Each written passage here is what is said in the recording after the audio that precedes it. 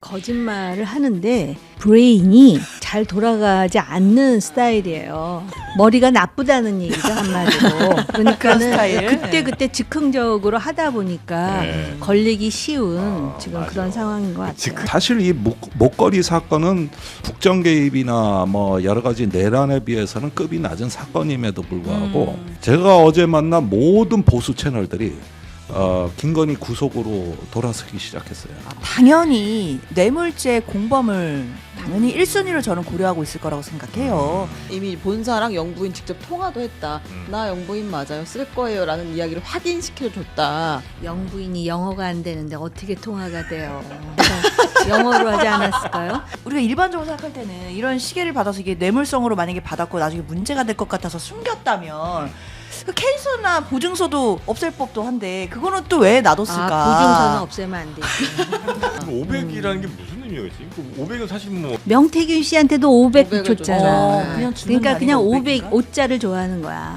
이명수 기자한테 이명수 105만 원을 105만 줬어요. 원을 줬죠. 네. 누구야? 이명수 이명수 기자에게 서울의 소리 기자한테. 105만 원. 한없이 가벼운 정치 토크쇼 장르만 여의도 8월 14일 목요일 순서 시작하겠습니다. 반갑습니다. 정프로고요. 4398번 김건희 씨 지금 특검 조사 받고 있는데 뭐 기억 안 나는 게 좀 많은 것 같습니다. 어제 저희가 소개해드린 똑똑 젤리 드시면서 좀 기억을 잘 하셔서 진술 시원하게 진실되게 좀 하시기를 바란다는 말씀 먼저 좀 드리고, 그리고 댓글 보니까 오늘 신의 한수 신혜식 대표가 잠시 후에 인터뷰 시간에 출연을 하는데 왜 섭외했냐 뭐 이렇게 물어보시는데 여러분이 섭외하라고 했잖아요. 여러분이 원한다고 그래서 그때 한 거 아닙니까? 이제 와서 말 바꾸시면 안 되죠. 네, 공익제보 호소인 신혜식 대표 잠시 후에 저희가 모셔서 그간 윤 정부에서 유튜버들을 어떻게 관리했는지 그런 거 한번 좀 세세하게 내부 고발 받아보도록 하겠습니다. 자, 그럼 먼저 정치권 뉴스들 정리해 주실 최윤경 기자님 어서 오시고요. 네, 안녕하십니까. 네, 반갑습니다, 최 기자님. 네. 배신의 한수라고. 신의 한수가 네. 배신의 한수. 네. 자, 그리고 오늘도 정오김 전 의원님 나오셨고요. 네, 안녕하세요. 네, 반갑습니다. 신혜식 대표랑 좀 친분이 있으시던가요? 거의 거의 네. 거의 있다. 점선 그으셨어요 지금. 거의 없다. 네. 그리고 장현주 더불어민주당 법률위원회 부위원장님도 나오셨고요. 안녕하세요. 네, 반갑습니다. 자, 그리고 김종대 전 의원님. 네, 아유, 반갑습니다. 아유, 항상 고맙습니다. 예, 저도 뭐 항상 여기 오는 재미로 삽니다. 예. 아니 예전보다 좀 너무 약간 나갔나? 기운이 너무 좀 나갔나? 약해지셨어. 대선 끝나고 10년은 늙은 것 같습니다. 근데 제가 회복 중이기 때문에 아직 회복 중이세요? 예. 그래서 다음 주에는 휴가를 가니까 다음 주는 다른 분을 섭외하시기 바랍니다. 여기 못 나옵니다. 친절한 통보 감사드립니다. 어디 좀 좋은 데 좀 가세요? 네. 섬으로 아예 멀리 떠납니다. 섬으로. 찾지 마세요. 알겠습니다. 근데 요새 그 야당다운 야당 역할을 하는 야당은 정의당 뿐인 것 같아요. 예. 그럼 뭐 저는 늘 우러나와서 하는 얘기예요. 예. 네. 그러니까 뭐, 옳은 소리, 그러니까 여야를 불문하고 정권이라든지 또는 그 이 정치 상황에 대해서 그래도 가장 중심 잡힌 얘기, 다시 과거의 그 데스노트 시절로 돌아간다라는 그 희망을 제가 지금 가지면서 보고 있어요. 아이고 감사합니다. 예. 그런데 훈훈하네요. 훈훈하지. 문제는 훈훈하네요. 양쪽에서 예. 욕 얻어먹을 각오하고 나가야 되니까 원래 그렇게 비용이 좀 하면 듭니다. 네, 양쪽에서 비난을 당하는데 제가 방금 뭐 지금 덕담 타임이라고 말씀을 드렸었나요? 왜 갑자기? 아니요, 제 오장에서 우러나와서 하는 얘기예요. 오장에서 예. 야 오랜만에 듣는 표현이에요. 오장. 오장육부에서. 우러나오는 말씀 네. 잘 들었고요. 예. 자, 김건희 씨 조사부터 먼저 네. 뉴스 좀 가보겠습니다. 김건희 씨 지금 9시 56분부터 특검 조사를 받기 시작했습니다. 네. 오늘 호송차를 타고 갔는데요. 수갑은 찬 것으로 알려졌고 수의는 입지 않고 본인의 옷을 사복을 입고 갔다. 이렇게 전해지고 있습니다.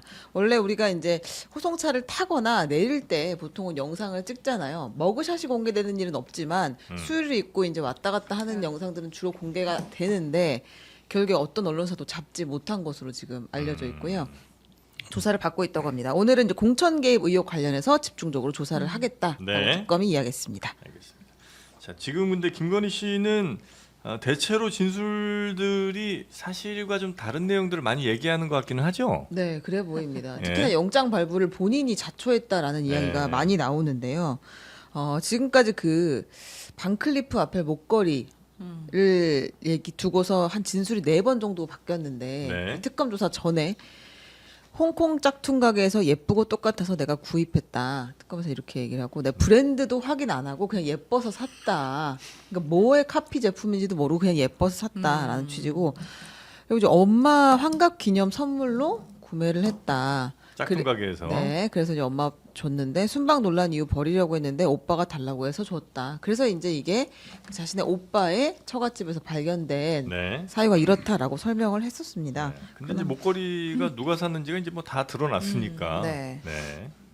그래서 뭐 사실과 매우 다른 얘기들을 계속 하고 있는데 이건 법적으로 보면 이렇게 거짓 진술하는 경우에는 매우 불리하죠, 형량 같은 거에. 매우 불리하죠. 예. 일단 우리가 진술의 신빙성이라는 거 따질 때는 2가지를 크게 요소로 봐요. 네. 특히 이제 재판부에서 그렇게 보는데 구체성이 있는지 얼마나 구체적인 이야기를 하는지가 진술의 신빙성을 가르는 하나의 요소이기도 하고요. 네네. 또 한 가지는 얼마나 이 진술이 일관되느냐예요. 이제 저번에 1회차 진술 때는 이런 말 했다가 2회차는 또 다른 말 했다가 왔다 갔다 하면 이 사람의 진술은 신빙성이 없다, 믿을 수 없다가 돼버리죠. 네. 근데 김건희 씨는 지금 계속해서 본인의 진술을 본인의 다음 진술로 사실상 없애버리는 거의 그런 상황이에요. 네. 그렇기 때문에 전체적으로 진술의 신빙성을 인정받기는 어려운 상황이고 아. 그렇기 때문에 아마 구속영장이 발부될 때도 뭐 본인이 부인하는 부분 이런 부분들이 아마 재판부에서 거의 받아들여지지 않았을 겁니다. 그러니까 혐의도 소명이 됐고 이렇게 너무나 증거들이 명확한데도 계속 부인한다? 그러면 지난번에도 말씀드렸지만 증거인멸의 우려는 법관이 보기엔 너무나 커지는 거죠. 네, 네. 그러니까 영장이 당연히 나올 수밖에 없는 상황이었고 예. 앞으로도 조사 과정에서 이런 식으로 계속해서 거짓말을 하게 된다라고 한다면 뭐 특검으로서는 뭐 빠르게 수사 종결해서 기소하고 네. 법원으로 넘기는 방향으로 갈 것 같습니다. 그 반성도 안 한다고 생각할 거 아니에요, 그죠? 뭐 진실되게 그렇죠. 얘기해야 그나마 반성이라도 한다 생각할 텐데. 반성은 일단 전제가 본인의 죄를 시인하는 거죠. 그렇죠, 그렇죠. 네, 네. 근데 지금 그렇지 않기 때문에 네. 계속해서 빠져나갈 궁리를 하는 것 같지만 어려울 거다 말씀드립니다. 네. 자, 그 목걸이 관련해서도 그렇고 뭐 다른 귀금속들도 굉장히 좀 많은 것 같아요. 네, 보니까 뭐 목걸이 팔찌가 처음 나왔던 것 같은데 이제는 목걸이, 브로치, 귀걸이 네. 이 세트가 좀 약간 다르더라고요. 그러니까 이제 이게 아마 이봉관 회장의 서희건설 이봉관 회장이 반클리프 6천만 원짜리 목걸이를 준 사람이잖아요. 네. 본인이 그렇게 시인했잖아요. 근데 자수서가 원본 그대로 만천하에 공개됐으면 좀 달랐을 것 같아요. 명확하게 정리가 좀 됐을 텐데 지금 자수서를 특검에 제출했다고 하고 그거를 취재한 기사들이 나오면서 약간씩 조금 이제 좀 조금씩 다른 이야기들이 나와요. 근데 대충 정리를 해보면 그 서희건설에서 2022년 3월에 일단 반클리프 목걸이를 줬다. 당선 축하 선물로. 네. 4월에 3천만 원짜리 브로치, 2천만 원짜리 귀걸이를 줬다. 이런 거죠. 총 합해가지고 이렇게 되면 뭐 한 1억 원 정도가 될 텐데 1억 원 정도 될 텐데 그리고 나서 6월달에 이봉관 그 회장의 사위 박성근 변호사가 총리 비서실장에 임명이 됐다. 네. 이러면 청탁이 한 단계로 완성이 딱 됐죠. 이제 한 석 달 만에 그랬는데 이 목걸이를 지금 김건희 씨도 그렇고 김건희 씨는 아니고 이봉관 회장은 돌려받았다고 얘기하는 거잖아요. 네. 돌려받은 시점은 2023년 말이라고 합니다. 그러니까 1년 한 반 넘어서. 그래서 1년 반 정도는 갖고 있다가 네. 잘 쓰고 보고 닦고 이제 명글면 하다가 2023년 11월에 최재형 목사에게 디올백을 받는 영상이 공개됐고 네. 그 직후에 이제 김건희 씨가 서희건설에 반환을 했다. 목걸이 잘 썼다라고 이야기하면서 이제 이게 이봉관 회장 피셜이에요. 그의 스토리입니다. 요 말도 뭐 사실일 수도 있고 아닐 수도 있는데 그렇죠. 만약에 사실이라고 가정한다면 디올백 이슈 되니까 야 받은 거 빨리 좀 어떻게 좀 다 처리하자 이렇게 이제 해서 돌려줬을 수도 있고 네. 아니면 24년 초 23년 말에 안 돌려받고 최근에 돌려받았는데 마치 그때쯤 돌려받은 것처럼 얘기했을 수도 있고 네, 그건 그렇죠. 모르는 거죠. 예. 근데 네. 그 와중에도 귀걸이는 돌려받지 못했다고 합니다. 귀걸이는 안 됐어요. 네. 목걸이하고 이제 뭐 제가 그거 좀 브로치가. 질문하려고 그랬어요. 아, 예. 바라는 귀걸이. 브로치는요? 브로치는 브로치는- 돌려받았다는 것 같고요. 이제 귀걸이는 돌려받지 못했다고 한 것 같습니다. 귀걸이도 한 2천만 원짜리라는 거 아닌가요? 그렇습니다. 네. 아 근데 저 우리가 아. 방송 같은 데서 보면 네. 뭐 무슨 유튜브도 너튜브라고 그러고 뭐 콜라도 뭐 그냥 탄산음 이렇게 그렇죠. 얘기하잖아요. 네.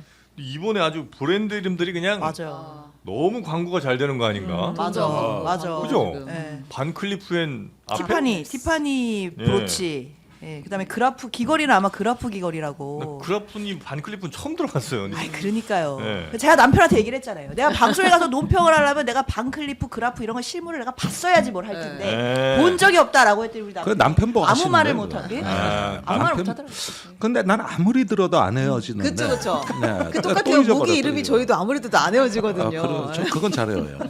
그런데 그 이것이 바로 그 프랑스 대혁명의 그 도화선이 됐던 사건하고 거의 빼박인데요. 네. 1785년에 당시 프랑스 추기경 로앙 추기경이 마리 앙뚜와네트한테 접근하고 싶어합니다. 그때 라모트 백작 부인이 앙뚜와네트는 목걸이를 좋아한다. 아, 이래가지고 그래요? 추기경이 이제 목걸이를 구입해서 라모트 백작 부인한테 줬는데 이게 사라집니다. 그래가지고 저기 그 왕따네트를 만나게 해줘야 되니까 베르사유 궁전 앞에 달밤에 네.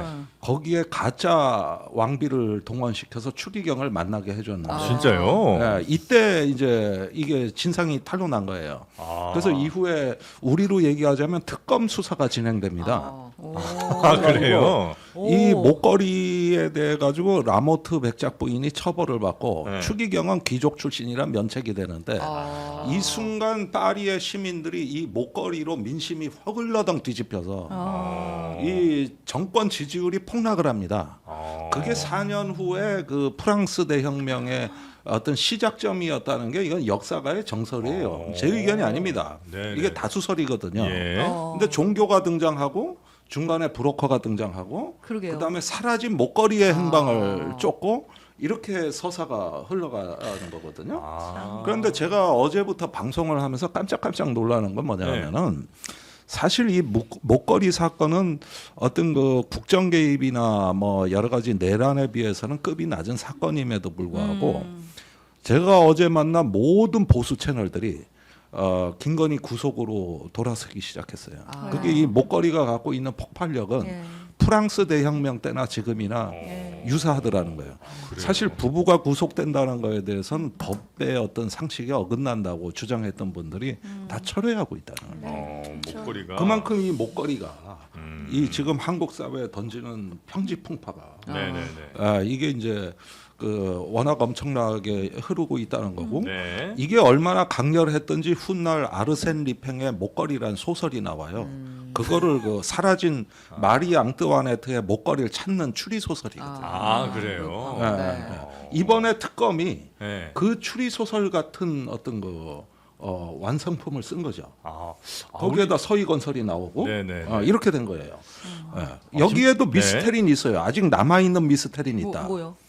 나는 제일 의혹이 뭐냐면 미스테리가 서희건설이 왜 이렇게 착하게 자수서를 냈을까? 아. 그것도 저기 이렇게 빨리. 그게 왜 미스테리예요? 싸게 박으려면 빨리 자수서를 내는 게 좋은 거 아니에요? 여기 옆에 검사 있어, 판사 있어. 이 집안이 얼마나 지금 법조인 집안인데 이게 지금 제일 정확하고 싸게 막는 길이다라는 결론이 났던 법적 거 아닐까요? 판단했겠지 뭐. 그러니까 알선수재. 그싼 것의 이면에 존재하는 아 다른 것들에 청탁들이 이거는 있었을 분명히 것이다. 특검하고 무슨 대화와 타협의 산물이라고 저는 보는 거거든요. 요 정도 네. 빨리 지금 하는 게 거래가 너네 있었다. 제일 싸게 웬 막는 거다. 거의 대기업급의 중견기업이 네. 이렇게 회장에 관계된 거는 이건 대법원 꼬리 자르기라거든요. 밑에 비서실장이 한 거야. 국가 조창기도회 윤석열 대통령 부르려고 네. 했는데 비서실장이 뭐 해서 근데 뭔지 모르고 줬어요. 뭐 이런다든가. 근데 마사지가 들어가는데 이렇게 회장이 직접- 순수하고 담백하게 그냥 재료 맛이 그대로 나오는 요리. 바로 접니다. 예, 이런 것들이 나왔다는 데 대해서 좋습니다. 너무 완벽하다. 너무 깔끔하고 완벽하다 이런 거야 이게. 아, 저 하나 더 그럼 얹겠습니다. 그러네. 회장이 이번에 이렇게 얘기한 거는 요거는 경영권 승계와 또 맞닿아 있다. 요번에 이렇게 해서 회장 샥 한번 갈고 그다음에 이제 다음 세대로 물려주기 위한 작업 중에 하나다. 딸내미한테 주려고요? 딸이든 사이든 어쨌든 뭐 넘어가야 될 거 아니에요. 있죠. 네. 예. 그래서 그런 뭔가 우리가 모르는 속사정이 필경 있을 것이라는 짐작은 해본다 이거예요.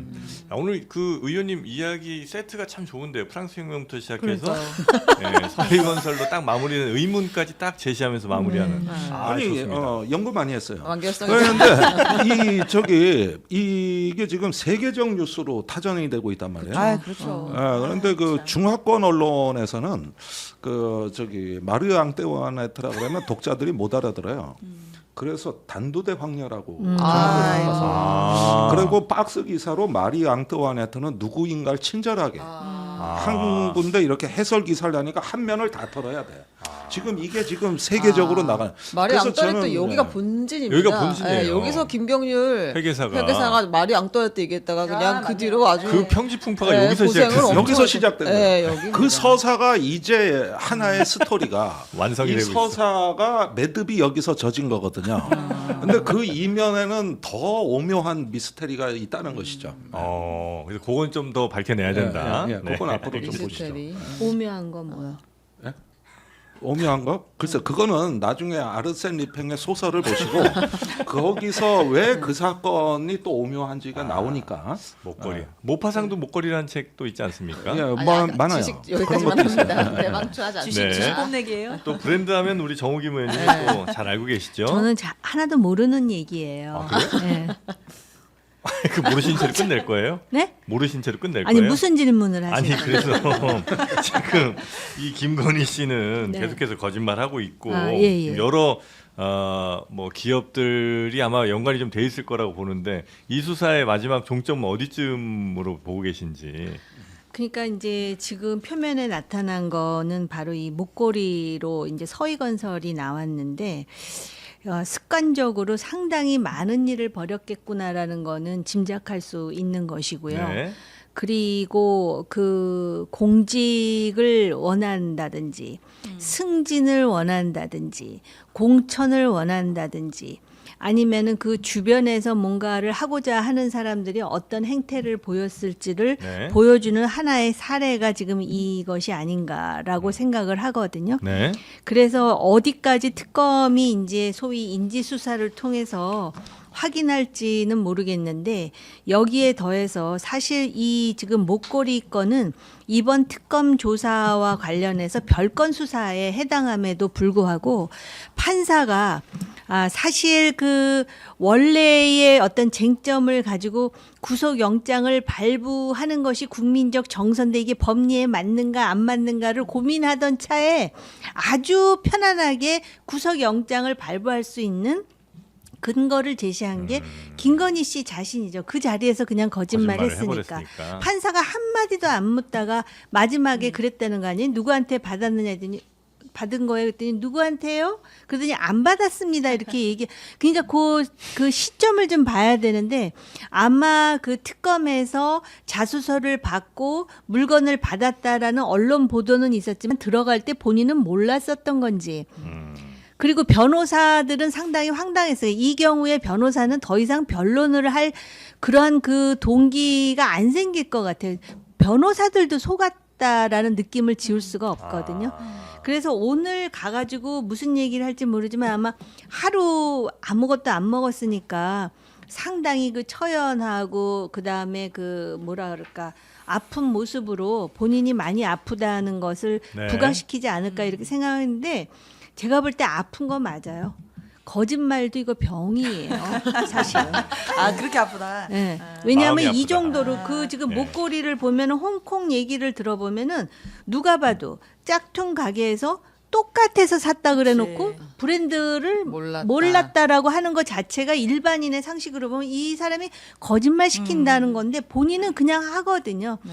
그런 거 봐서는 네. 굉장히 심각하고 그럼에도 지금 그 권력 내부에서 이거를 브레이크를 건 사람이 이렇게 딱 누구도 없었다 거의 네네. 이런 것이 이 정권의 비극으로 종말을 맞을 수밖에 없었겠구나 알겠습니다. 싶어요.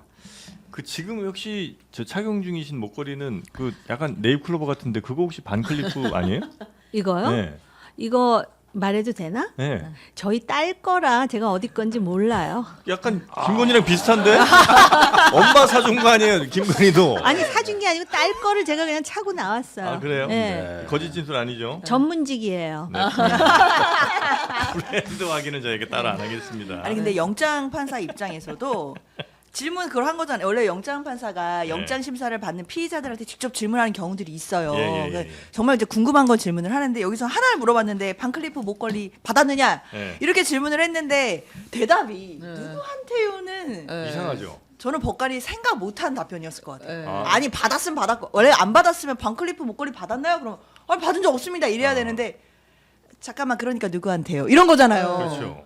그러면 그 누구한테요에 따라서 답이 달라진다는 그렇죠, 거죠. 이게 그러니까 판사가 이 답을 듣고 굉장히 좀 당황스러웠을 것 같아요. 그러니까 누구한테든 어쨌든 받은 적 있냐 이렇게 다시 물어보니까 안 받았다라고 또 거짓말을 하는 거죠. 그러니까 이런 모습들이 판사 입장에서도 김건희 씨가 얼마나 진술이 신빙성이 없는지를 다시 한번 확인하는 질문이었던 거고 그러니까 네.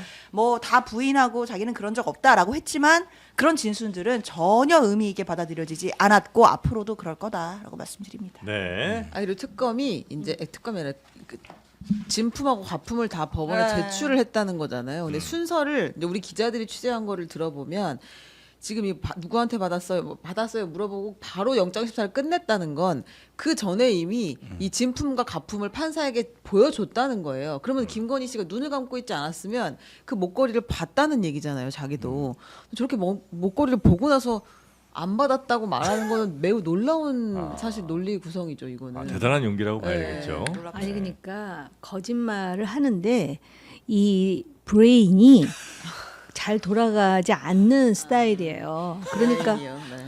뭘 제가 말 실수했어요. 아니. 아니. 그러니까는 머리가 나쁘다는 얘기죠 한마디로. 그런 그러니까는 스타일. 그때 즉흥적으로 하다 보니까 네. 걸리기 쉬운 지금 맞아. 그런 상황인 것 같아요. 즉흥즉흥해서 하는 사람들이 또 있어요. 이게 잘 짜서 하는 사람들이 있고 그냥 눈에 그 순간만 모면하는 사람들 있잖아요. 왜냐하면 거짓말 하는 사람들이 그 증세를 볼 때 자기가 거짓말하면 그 다음에 그거를 또 정당화시키기 위해서 또 거짓말하고 또 거짓말하고 하다 제가 이거 책에서 읽은 건데 그러면 처음에 한 거짓말을 잊어버린대요. 기억을 못하죠. 그러다 보니까 걸린다는 거예요. 네. 그렇죠. 자, 여튼 네. 근데 이런 목걸이나 이런 것도 결국 이제 인사청탁의 목적이 있었던 거 아니에요? 그렇죠. 본인이 이제 이봉건 회장이 인사청탁의 목적이 있었다고도 했고 주면서 조찬 기도회 내가 주최하는 조찬 기도회에 참석해달라고 해서 실제로 왔다는 거잖아요. 그러니까 여기는 청탁이 아주 안정적으로 완성된 그런 케이스여서 이제 뇌물수수 그리고 아마 김건희 씨가 만약 공무원이 아니기 때문에 빠진다 하면 뭐 알선수재 정도가 충분히 적용되지 않을까 이제 그렇게 보입니다. 근데 장 변호사님 네. 얘기해요. 알선수재면 준 사람은 처벌을 안 받아요. 처벌정이 없어요. 준 사람은 네, 그래서 제공자가. 집안에 율사가 4명이나 되고 네. 그래서 나름대로 왜냐하면은 처음에 이거를 주고 조찬 기도회 얘기하고 그다음에 줬더니 뭐 필요한 거 없으세요 이렇게 순서가 네. 그래서 알선 수재로 하기 위해서 이렇게 그리고 빨리 자수할수록 유리할 거 아니에요. 그렇죠. 그런데 일단 특검 입장에서는 일단 첫 번째로 물론 뭐 알선수재 혐의를 김건희 씨를 대상으로 지금 수사를 하고 있지만 당연히 뇌물죄 공범을 당연히 1순위로 저는 고려하고 있을 거라고 생각해요. 이게 뭐 서희건설에서 어떤 식으로 생각하고 뭐 자수서를 냈는지 뭐 그런 부분은 사실 별로 중요한 게 아니고요. 남편. 네. 결국에 이제 특검이 수사를 하는 건데 결국 1번으로 고려하는 건 당연히 뇌물죄 공범입니다. 근데 공범 그 뇌물죄는 신분범이거든요. 그 신분이 공직자여야만 성립하는 범죄입니다. 근데 김건희 씨는 뭐 본인 입으로 아무것도 아닌 사람이라고 했잖아요. 민간인이니까 사실 스스로 혼자서는 뇌물죄를 범할 수 있는 신분은 없어요. 그런데 윤석열 전 대통령과 공범이 되면 네. 당연히 뭐 경제 공동체니까 당연히 묶여서 하나의 공범으로 뇌물죄가 성립이 되는데 네. 지금 생각해 보면은 윤 전 대통령이 그 조찬 기도회에 같이 참석했다는 거고. 그리고 지금 공직으로 준 자리가 네. 그 총리 비서실장 아니에요. 그렇죠. 근데 그때도 임명을 결국 윤 전 대통령이 한 거잖아요. 네. 사실 그렇다면 특검은 이걸 공범으로 보고 당연히 1순위로 뇌물죄에 대해서 공범 수사를 하고 있다라고 그러니까 봐야 되죠. 이런 거 보면 한덕수 전 총리가 똑똑한 것 같아. 왜냐하면 본인이 임명을 한 게 되면 본인까지 약간 이상해질 수 있는데 이 사람 임명할 때만 해도 그 비서실장 임명할 때도 내가 안 했고 대통령이 그냥 찍어줬다 그랬잖아요. 그러니까 나는 최소한 이 건에서는 좀 벗어날 수 있는 그 어차피 내가 임명 못한다는 거 뻔히 알고 있으니까 대외적으로 공표를 한 것 같아요. 내가 비서실장 임명할 수 있는 게 아니고 대통령이 그냥 찍어주셨다. 이렇게 해서 자체가 네.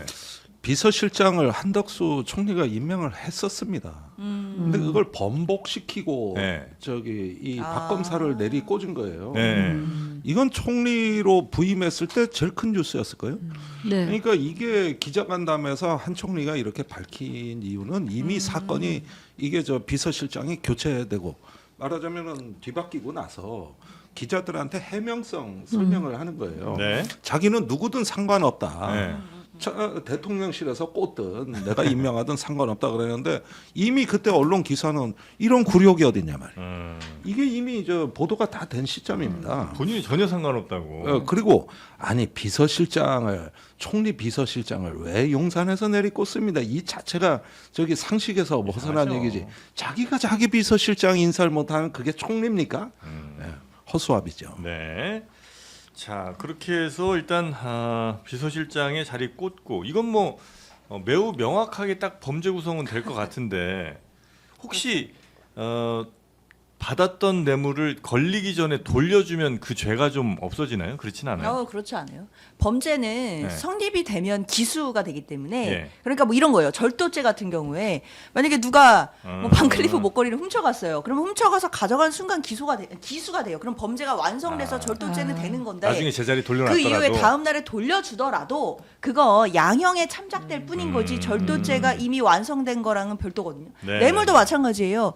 관련해서 뇌물로 목걸이 받고 이거로 인해서 청탁도 있었고 이 청탁도 실현된 상황이면 그 후에 뇌물을 돌려준다고 한들 그 물론 죄가 양형에 참작해달라고 주장할 수는 있겠지만 네. 죄가 성립된 거에는 이미 영향을 미칠 수 없다 이렇게 봐야죠. 네.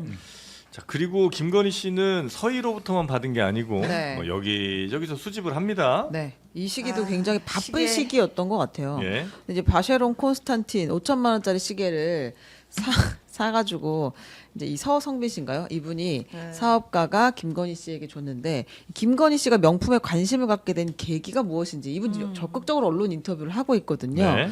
내가 김건희랑 6, 7년 전부터 알고 지냈는데 영부인 되면서부터 달라지기 시작했어라고 이야기했습니다. 한번 들어보겠습니다. 대통령 되더니 이상해졌어요. 구두 이런 데다 돈 바르고 그런 스타일이 아니에요. 본인이 너무 초라하더라.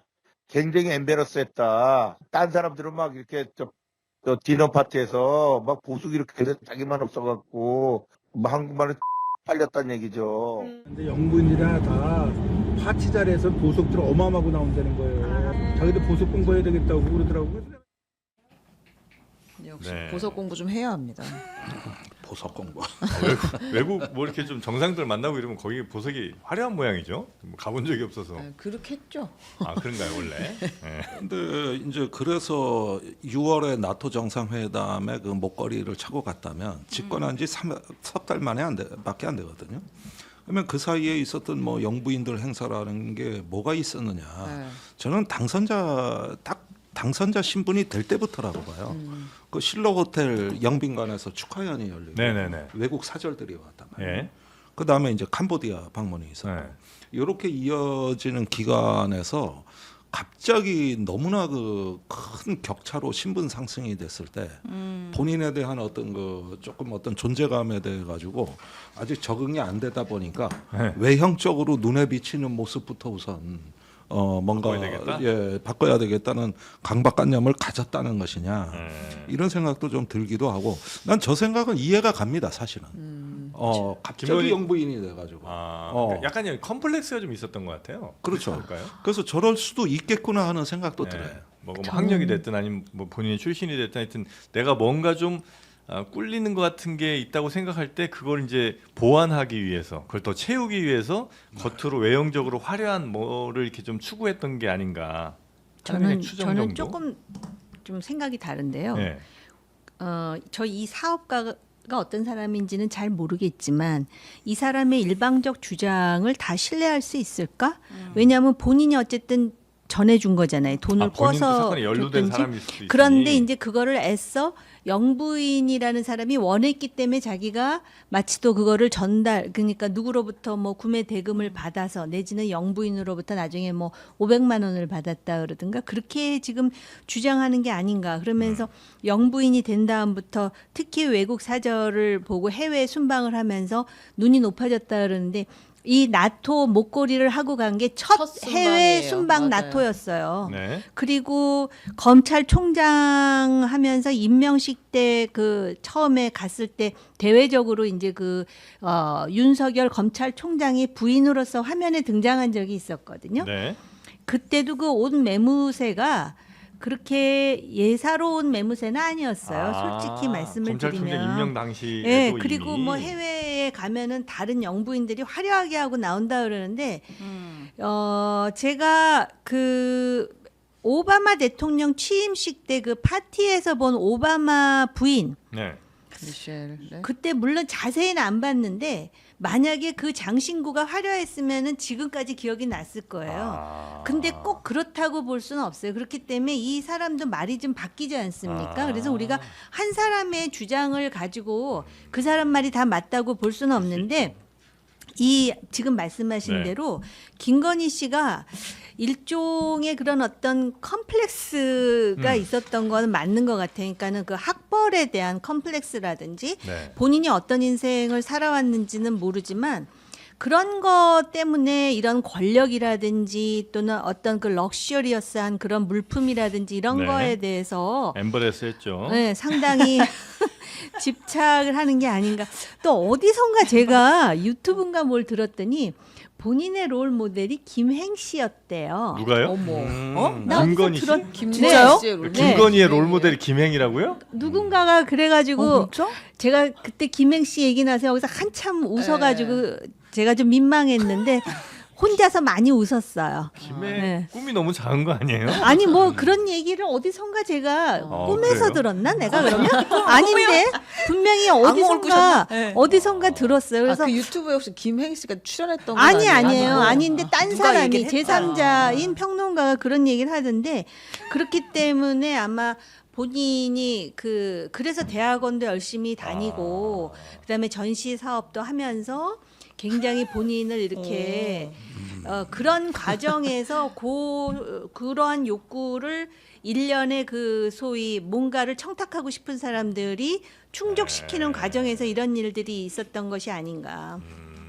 한때는 하긴 뭐 김행 씨도 뭐 지금이야 이제 많이 망가졌습니다만 뭐 저 주요 언론인 출신의 원래 중앙일보 전문 기자 여러 그 얘기를 왜 하세요? 전문 기자 정확히 따지면 아니, 팩트 중앙일보 아니에요? 기자 출신 그러니까 전문 뭐라고 기자라고 여론조사 그래가지고. 기자였나요? 뭐였나요? 네. 아, 우리 최 기자님이 아주 어렸을 때 중앙일보사에서 전문 기자라고 알죠. 해가지고 아는데 네. 아무튼 이분이 그냥 우리랑 같이 이제 있는 취재하는 기자는 아니었고 그렇죠. 네. 분야가 다른. 오히려 전문 기자 그러니까 더 전문직으로 보였다고요 아, 그 당시. 그래서 이제 분야가 그리고 다릅니다. 나서 뭐 무슨 회사 또 차리고 언론사 차리고 뭐 이러면서 꽤 선망의 대상이었을 수는 있을 것 같은데 어쨌든 김행이 꿈이었다는 건 참 충격적입니다. 아니 제가 다시 확인해 볼게요.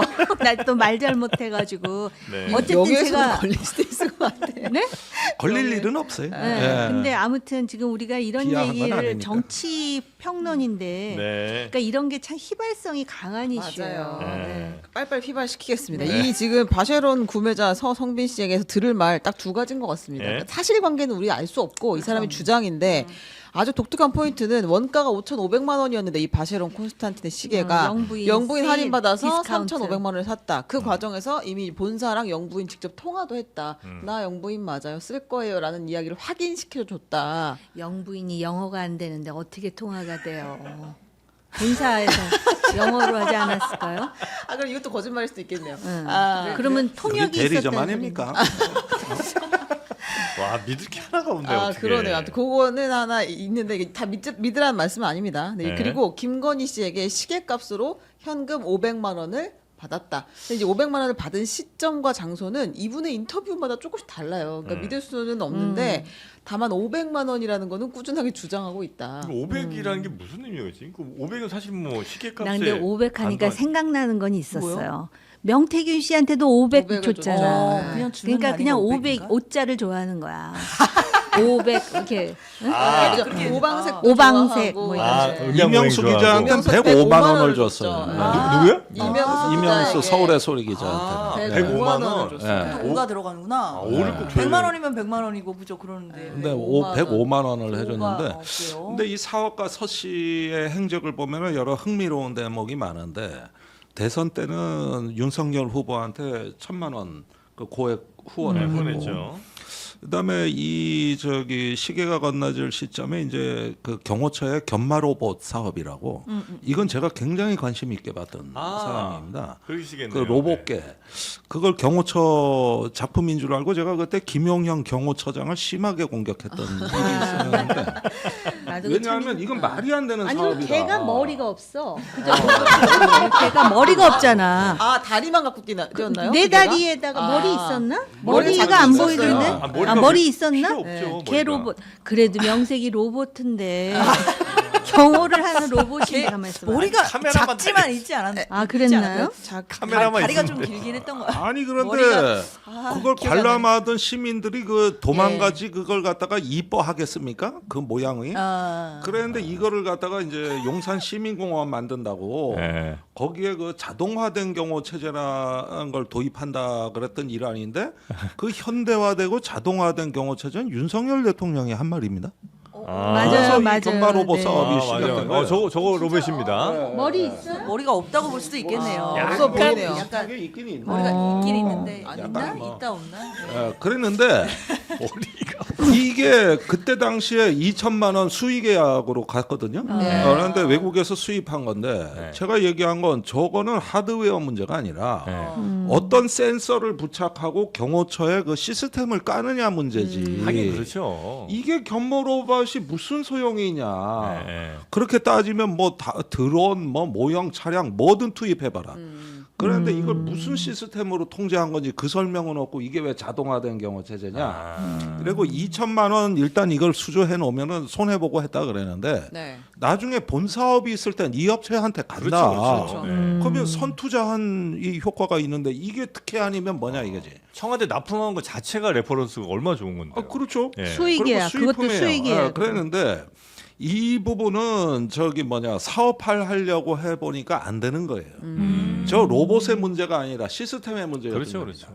그래가지고 어차피 안 될 사업을 갖고 국민들 눈속임을 했던 건데 네. 이 이면에 시계가 있었고 저기 뭐냐 그걸 또 뭐 싸게 사고 거래를 했다는 이게 있는 것이죠. 네, 납품하게 해달라고 당연히 부탁하지. 이게 밀고 들어간 거지. 그래 누가 이걸 갖다가 저기 사가지고 막 뛰어다니게 하겠습니까?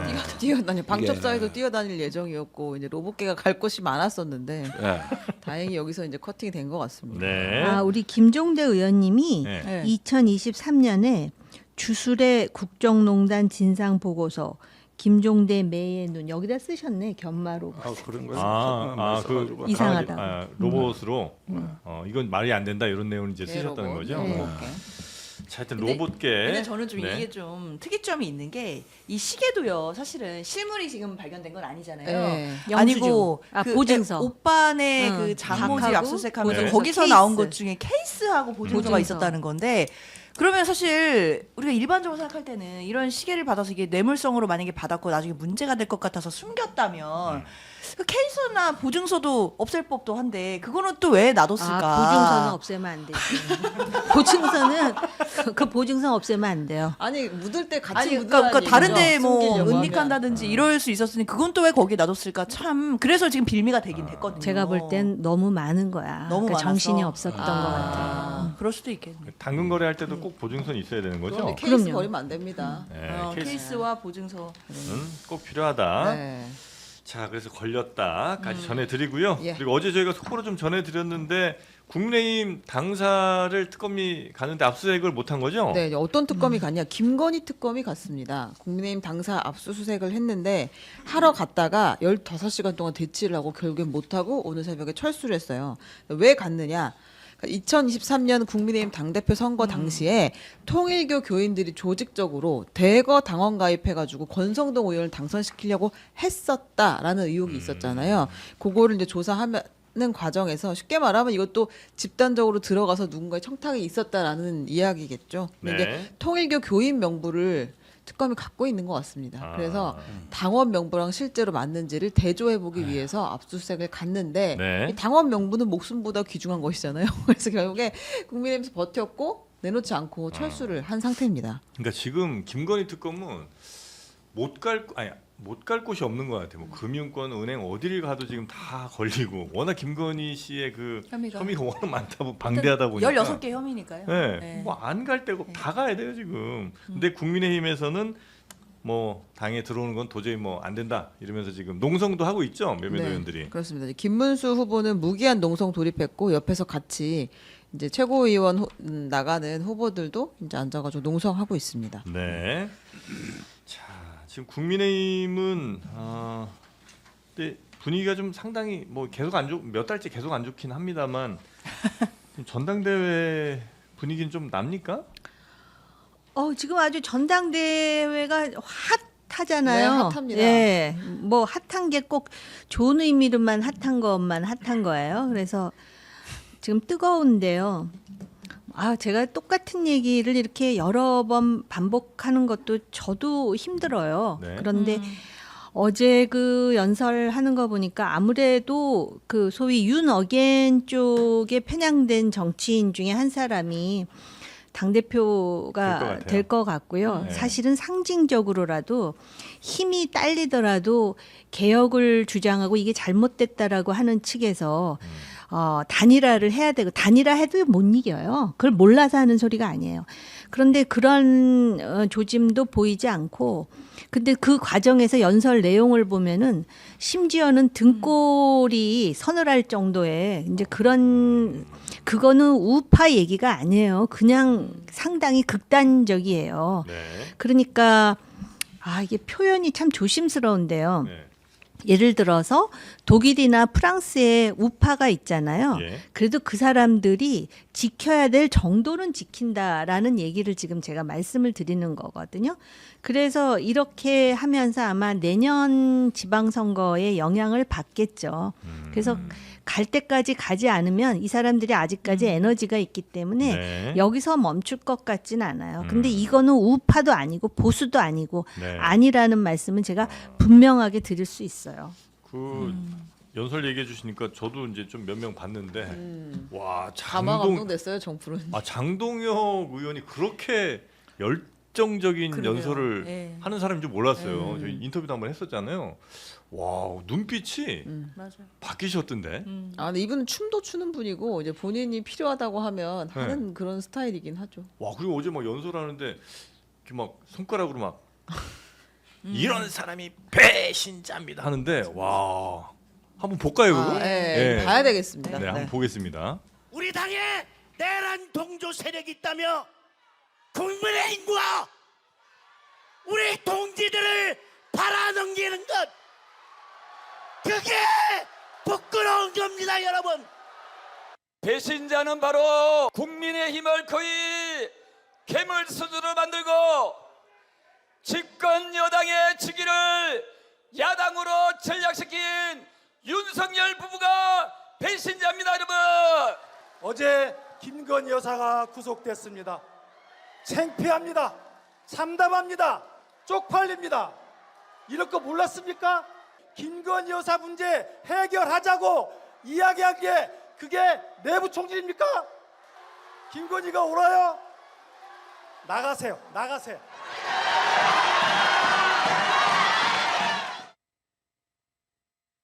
두 장면이 제일 볼만해서 장동혁의 그게 부끄러운 겁니다 이거랑 그게 이제 그 온 지지자들이 막 뭐라고 하니까 거기다 대고 이렇게 하더라고요. 예, 그거랑 그 다음에 김근식 후보의 김건희가 오라요? 나가세요. 나가세요 하는 게 두 장면이 타투가 아니었나 생각이 좀 듭니다. 조경태 후보는 약간 좀 쭉 잘 가시다가 마지막에 윤석열 부부가 배신자입니다 하면서 뭔가 이렇게 좀 발산을 좀 해줬으면 좋았을 것 같은데 배신자입니다 여러분 하면서 약간 고개 숙이는 게 조금 너무 열심히 봤어. 예, 조금 자신감이 좀 없어 보이는 느낌? 거기 조금 있었어요. 이게 한국식 연설의 특징인 것 그런가요? 같아요. 막 목이 쉬어라고 네. 막 소리를 지우고 막 부흥회처럼 막 해야 그걸 잘한다고 생각하는 것 같아요. 아. 거의 그분이 내려오시는 것 같은 네, 그런 신내림 느낌이죠. 있었어요. 네. 있어야죠, 네. 있어야죠. 제가 말이에요. 이거 여담인데 짧게 네. 하자면 과거에 학자 시절에 러시아에서 있었던 통일 세미나에 참석을 한 적이 있었어요. 네. 그래서 그때 이제 소위 그 극자, 구구 학자들뿐만이 아니라 이제 어떻게 하면 통일이 될 것인가를 한번 아우르자는 차원에서 소위 그 무형문화재신데 한마디로 이제 만신이라고 하죠. 왜 그런 네네. 분들까지 몽땅 해가지고 네. 모스크바에서 페테르부르크까지 기차를 타면서 거기서 이제 통일 기원 구술해요. 기차에서? 정말 그런 행사를 했었어요. 근데 저 그거 처음 봤거든요. 근데 이제 막 이 만신들이 네. 막 하다가 신이 오르니까 그 눈빛이 달라져요. 제가 어제 연설에서 그걸 느꼈다니까요. 그분이 내려오시는 거야 거의. 장동민이군요. 이러면서 이건 뭐 잘못된 말이에요 혹시? 난 좀 아니, 굉장히 조심하면서 말하고 있는 거예요. 그냥 말씀하십시오. 그러니까 그럴 정도로 내가 경악했다라는 말씀을 드리는 거예요. 많은 관중들 앞에 이렇게 서면 그 신내림이 가끔씩 있죠, 오나 있죠. 봐요. 왜냐하면 막 열광하잖아요. 그쵸. 열광하면은 세상이 내 편이다라는 착각에 빠지면서 거기서 완전히 도취가 돼갖고 자기도 모르게 일종의 선동가 적으로 네. 그러니까 선동가는 아니겠지. 그럼에도 불구하고 거의 선동하는 그러한 어떤 몸짓과 어조로 그러면 또 그걸 듣는 대중들은 거기에 또 흥분을 하고 네. 그거의 부작용을 우리는 역사를 통해서 수없이 보기는 했죠. 네. 그 전문 용어로 뽕 맞았다 그래. 선거 현장에서 참았는데. 맞아. 정말 요약을 잘하신다. 그런 있어요. 오늘 훈훈하네요. 근데 꼭 선거 끝날 때쯤 그 자세가 나오더라고. 그런 사람들은 선거 떨어지더라고. 오늘 아, 뭐 그래요? 우리가 얘기하면서 법적으로 문제될 거 있었어요? 아예 없었어요? 없어요. 네. 참 이게 이 엽기적 현상을 평이한 언어로 묘사하기가 이렇게 힘든 거예요. 엽기적 현상을 네. 평이한 언어로 하는 게 그러네요. 힘들다. 서술하기가 힘든 거죠. 네. 예, 하여튼 장동혁 후보는 굉장히 아, 인상적이었다. 이거 거의 지금 은혜 받았어요. 정프로님 아우, 장동혁 저는- 얘기를 몇 번 하는지 모르겠어요. 아 좋아서요? 좋은 것 같아요. 아니, 그러니까 너무 그게? 놀라웠나 놀라웠지. 봐요. 그게. 놀랐죠. 놀랐어. 네. 놀랐어. 근데 그런 사람인 줄을 몰랐었어요. 그리고. 아니 그런데 저런 선동형 연설이 지배하게 되고 네. 좌중을 압도하게 되면은 네. 그 부작용을 한번 생각해 봐야죠. 이제 비판적이고 어떤 그 이성적인 분석이 위축된다. 안 먹혀요 이제. 맞아요. 여기서부터 문제가 생기면서 어떤 그 마음속에 끌어오르는 욕망으로 막 언어가 흘러간단 말이에요. 그러니까 우리가 이렇게 이제 되니까 절제와 어떤 그 분석하는 능력이 거의 상실이 되는 건데 이런 게 선동의 힘이거든요. 그러니까 이게 지금 국민의힘 전당대회가 새로운 도약으로 나가기 위한 어떤 에너지와 힘을 모아서 새로운 중심을 형성하고 이런 어떤 공적인 목적 위에서 하나의 어떤 분위기가 나와줘야 되는데 지금 저거는 뭐냐면은 이제 막 침몰하는 타이타닉호에서 나오는 아비규환 같단 말이에요. 그러니까 이것은 또 하나의 어떤 지금 비극적, 파국적인 어떤 걸 자꾸 우리한테 제3자한테 일깨우고 본인들은 그 속에 갇혀버린단 말이에요. 이게 지금 전당대회에서 벌어진 지배적인 분위기 아니냐는 거죠. 전체 국민들이랑은 점점 이렇게 멀어져가는 느낌이 그러니까 좀 밖에서는 또 전한길 씨가 사실은 이번 전당대회가 흥행에 성공한 요인은 전한길 씨가 가장 핵심적인 역할. 그 자기가 그 얘기를 하잖아요. 네. 자기 덕분이라고. 나 그 말 맞다고 봐요. 근데 얘기하지 마세요. 그러면 더 기가 살아가지고 지금 뭐 다 나 때문에 이게 지금 잘 돼가고 있다라고 착각하고 있다니까요. 그리고 김종대 의원님은 지금 아웃사이더, 그러니까는 다른 당 소속이시니까 그런데 그걸 적어도 아웃사이더라고 표현해. 아니, 돌려가게. 엠버러스합니다. 예. 그렇죠. 여러 차례 엠버러스 하네요. 예. 근데 이제 그 당을 저도 아웃사이더예요. 저 당적도 없습니다. 그런데 그 당을 그래도 애정을 갖고 있는 사람 이렇게 하면 안 되잖아요. 그러면은 푹 부끄러운 줄 알라 그러면서 이제 막 내부 총질을 하는 니들이 원수고 적이고 해가면서 네. 완전히 이제 소외를 그렇죠. 사실은 윤석열 정권 때도 이렇게 하면 안 된다 그런 사람을 전부 배제시키다가 결국은 자기 머리에 지금 총을 겨누는 상황이 돼버린 거예요. 근데 이거를 또 한 번 반복한다라는 거는 이거는 어떻게 사람이 한 번 실수는 할 수 있어요. 근데 두 번 실수하는 거는 제가 오늘 브레인 문제를 두 번이나 지금 제기하는데 여기서 글쎄. 끝쳐야지. 넘어가죠. 네. 그 국민의힘 지금 당 이 전당대회 가장 키워드가 뭐 당 어떻게 비전 뭐 이런 거보다는 내부 총질, 배신자, 부끄러움 요 세 개의 그거야. 단어가 네, 나머진 다 내부 총질자예요. 아, 그러니까는 우리만 있을 테니 니들은 나가라 그러는데 네. 막상 그 사람들하고 생각이 다른 사람 나갈 수가 없어. 나가 보니까 안 되거든. 네. 그 경험 때문에 죽든 살든 여기서 같이 싸우겠다라고 생각을 하는 것 같아요. 죽든 살든 같이 싸우려면 그래도 좀 소수들이 좀 합쳐야 될 거 아니에요. 예를 들면 안철수, 아니 조경태. 내 말이 그래서 둘이 안 되더라도 단일화를 해야 된다 그러는데 안철수 의원은 자기가 이길 거라고 생각하는 모양이죠. 그러니까 내가 그러잖아. 네. 이게 그러니까 또 브레인이에요? 브레인. 브레인.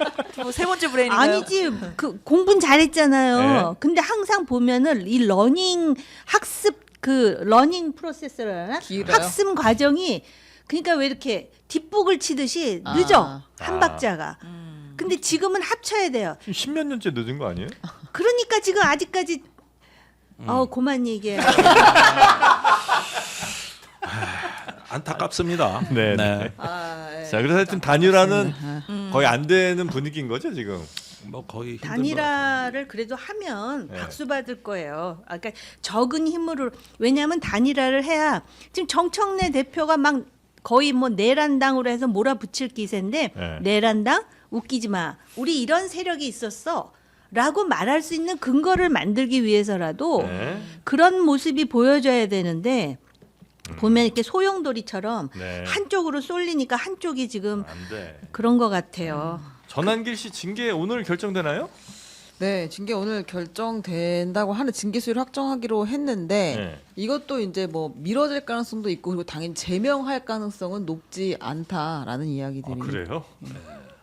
아, 이거 징계도 안 되고 그러면 그냥 뭐 안 된다고. 아니 22일 날 네. 새로운 당 대표가 이제 등장할 텐데 아, 그 사람 8일만 결정. 잘 버티면 네. 되는 거예요.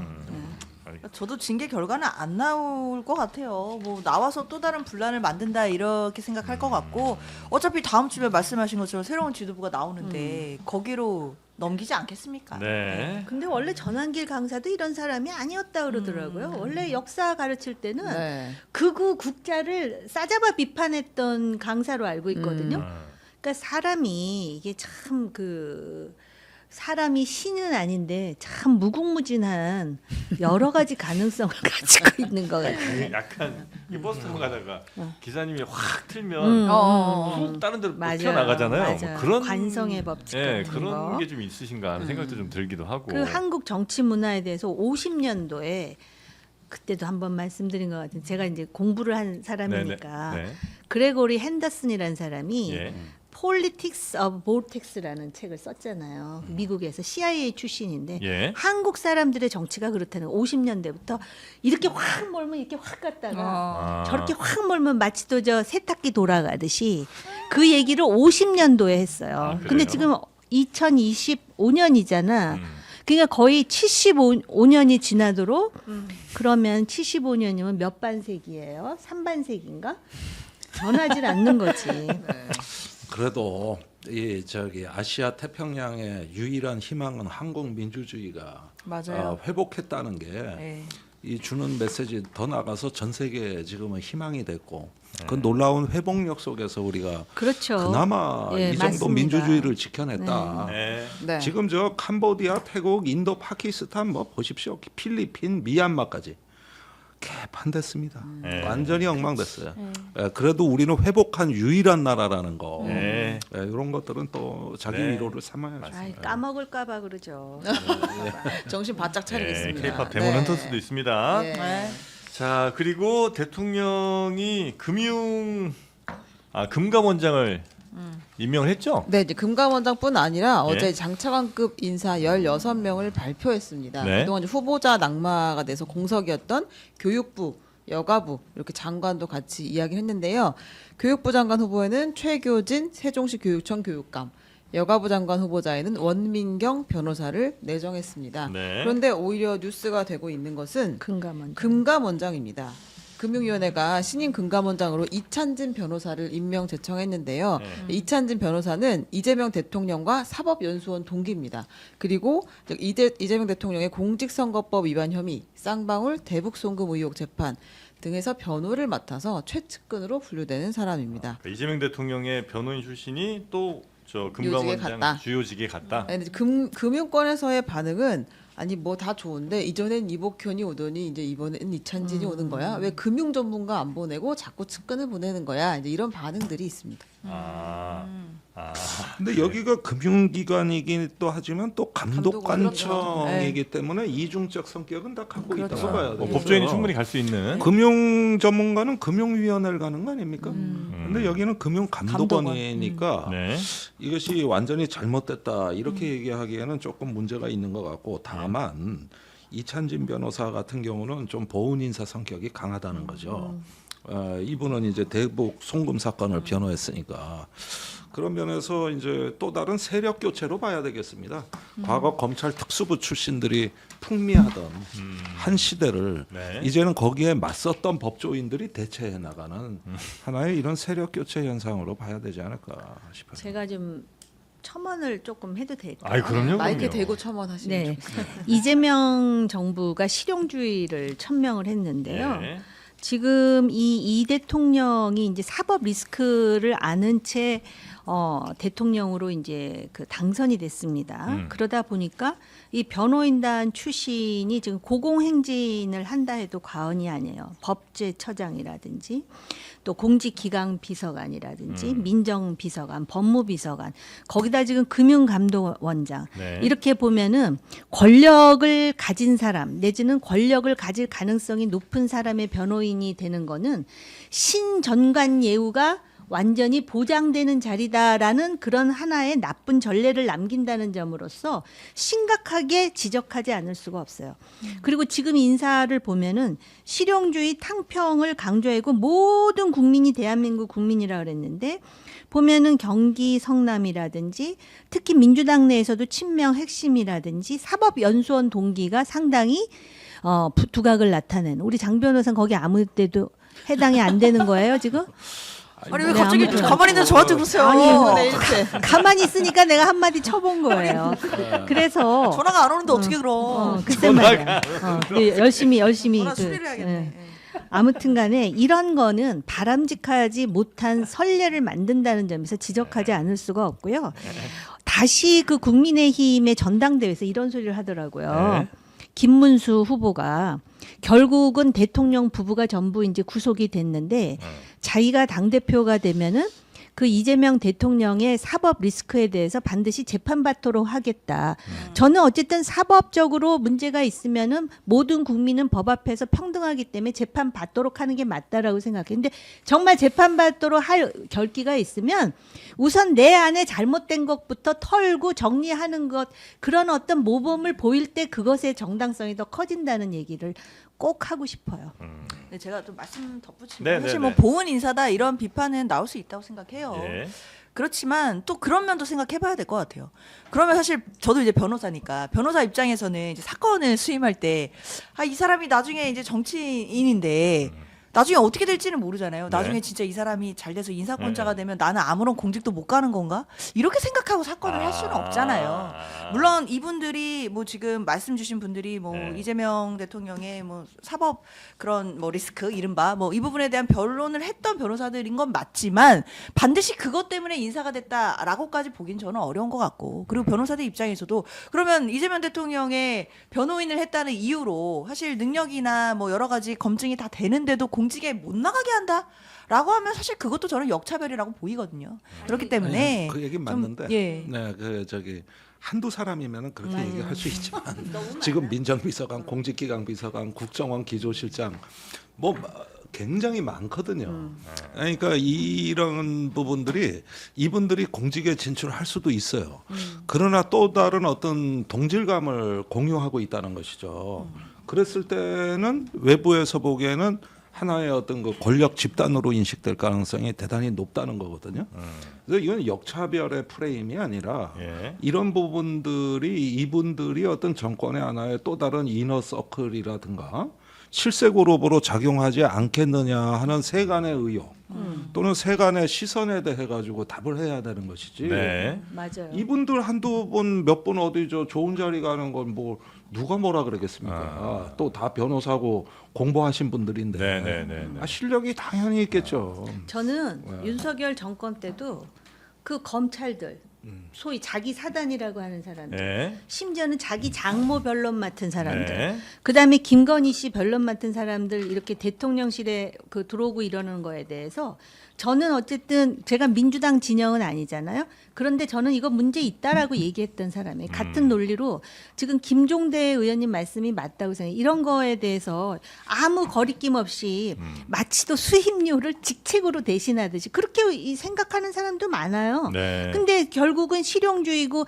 국민들 통합을 하고 그러려면은 그러한 것까지도 세심하게 배려하는 그러한 권력 수임자가 돼야 되는 거 아닐까요? 그렇게 생각이 든다는 거죠. 앞으로 잘 운영하는 과정에서 네. 예, 일단은 이렇게 됐는데 정권의 어떤 나름대로의 어떤 그 전위 그룹으로서 이 정권을 우리가 지킨다 하는 높은 결의가 나오고 그것이 하나의 효율적 국정으로 연결이 된다면은 그건 나중에 평가받을 수도 있는 겁니다. 그런데 지금 이렇게 어떤 사정기관 위주로 해가지고 전부 장악하기로 가면은 이것은 절대 권력이 된다는 겁니다.